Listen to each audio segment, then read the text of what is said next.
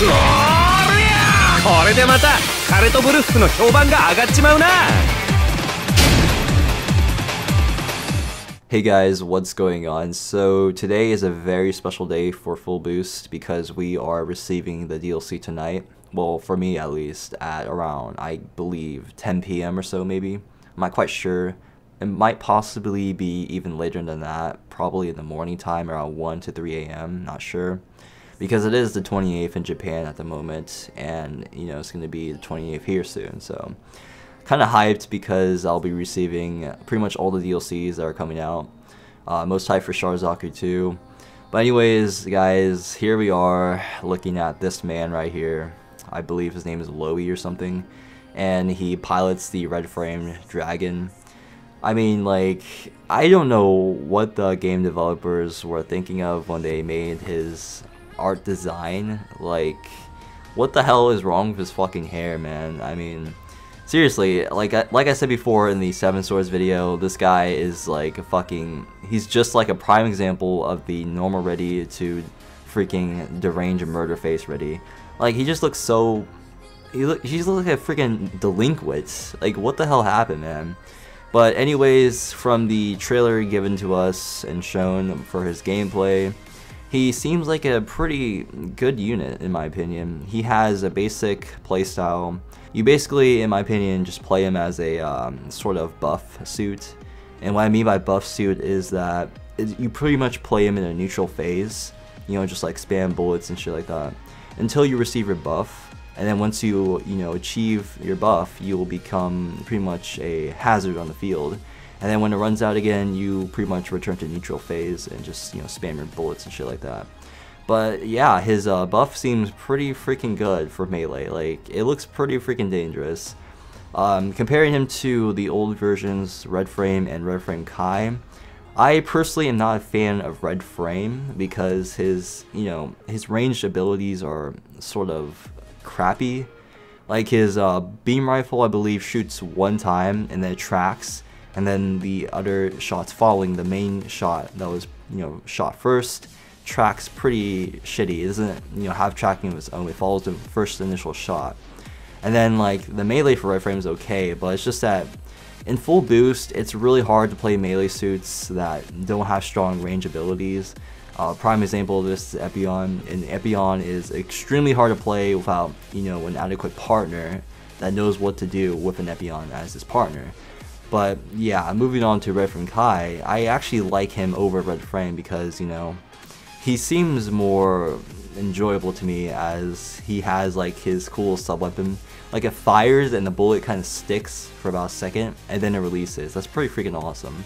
And then he has a buff. Like, buffs are very important for units in my opinion because you can use it as a sort of strategic ability in times when you want to, you know, surprise your enemy, which, and as a result, makes a very good comeback in, you know, close matches. But yeah, Red Frame seems pretty decent overall, guys. Like, there really isn't much to say about him, really. He seems to take some attributes from Red Frame, as in the CSA, you know, with the stun, and the back shot from, you know, Reborns. But other than that, there really isn't much to say. He's pretty basic. Like, seriously, he really is. But anyways, guys, I hope you all enjoy the DLC that is coming out today, because I really hope this will actually, you know, bring in some players and they'll actually stick around this time. Unlike last time the DLC batch was released, I saw a quite new amount of people play the game, and then like 1 or 2 weeks later, like, they're fucking gone, and then we're back to Wasteland player base count. Like, what the fuck? I just don't understand this. Like, seriously, maybe the last DLC batch wasn't, you know, sufficient enough for them, so they didn't really stick around. But this time, I guarantee you, we'll definitely be able to, you know, hold a deeper grasp onto new players. Because the new edition, or the best edition of Full Boost, is being sold at the moment. I believe it's like cheap and it has like all the DLC and crap on it. So newcomers are going to have a really great fucking deal when it comes to buying Full Boost for the first time. And now that we actually have Full Armor Unicorn, like one of the most highly adored suits in Gundam history, in my opinion, because everyone usually is a fanboy over Unicorn, 00, or C Destiny. And I don't really think age. Well, I like age suits, but many people really fucking hate age. But that's another story. But yeah, Sandrock and Former Unicorn is definitely going to be seen the most out of the DLCs in my opinion, because they're, you know, just the most hyped for. I myself, the reason why I love Char Zaku 2 is because I actually really enjoy the original Gundam series, you know? I kind of love it, how it kind of feels like it's actually, you know, a fucking real, how can I say this, realistic war. Like, you just get that feeling from the original Gundam series, you know? They actually use real tactics. It feels like they're actually, you know, going through really good hardships during the anime and stuff like that. And Char was just, you know, a very interesting character overall. From Gundam to Zeta and, you know, to CCA. He was just a very interesting character to me. I really like Char. He's one of my most favorite Gundam pilots of all history.